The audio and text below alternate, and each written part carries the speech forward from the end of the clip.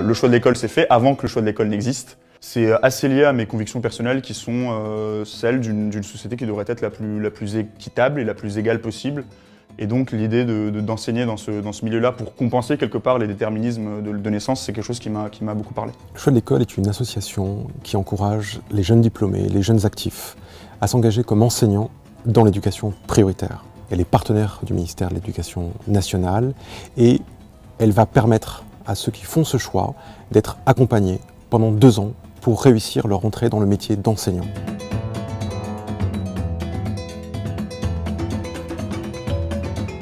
Le point fort du programme Le choix de l'école, c'est la qualité des intervenants, leur diversité aussi. Ce qui m'a marqué moi, c'est l'intervention d'Eloquentia qui nous a expliqué vraiment comment construire un cadre de valeur pour sa classe.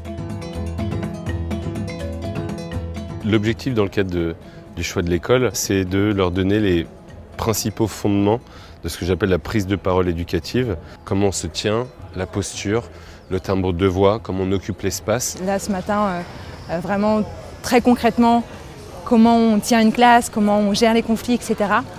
C'est vraiment de l'or qu'on va réutiliser concrètement en classe. On apprend, donc dans mon cas, en tant que professeur de français, comment on construit un cours, comment on construit une séquence de cours, comment on construit une progression annuelle. On a construit des activités pour leur permettre de se rendre compte qu'un nombre négatif est un nombre en soi et qu'ils devaient comprendre comment l'utiliser et le manipuler.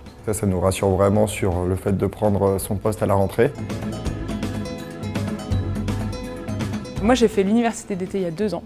Je dirais qu'il y a 3 choses que j'en ai vraiment retirées. Première chose, c'est comment construire un cours, vraiment le b.a.-ba du professeur. Deuxième chose, c'est une sorte de boîte à outils de gestion de classe. C'est vraiment plein d'idées qu'on peut venir piocher au cours des 2 années. Et la dernière chose, c'est aussi des intervenants qui nous font prendre de la hauteur et qui nous permettent aussi de comprendre les enjeux de l'enseignement dans les zones d'éducation prioritaire. La cohorte, pour moi, c'était des amis avec qui travailler, partager des idées, des supports aussi, mais c'est aussi des personnes avec qui on a le droit de dire là j'ai eu un cours kata, j'ai eu une difficulté particulière avec cette classe. C'est hyper rassurant parce que du coup moi je vais être prof de français, il y a d'autres profs de français, c'est un échange, voilà, il y a des échanges d'idées, on se soutient. Même si on n'a pas forcément les mêmes motivations, on a les mêmes objectifs et ça nous rapproche énormément.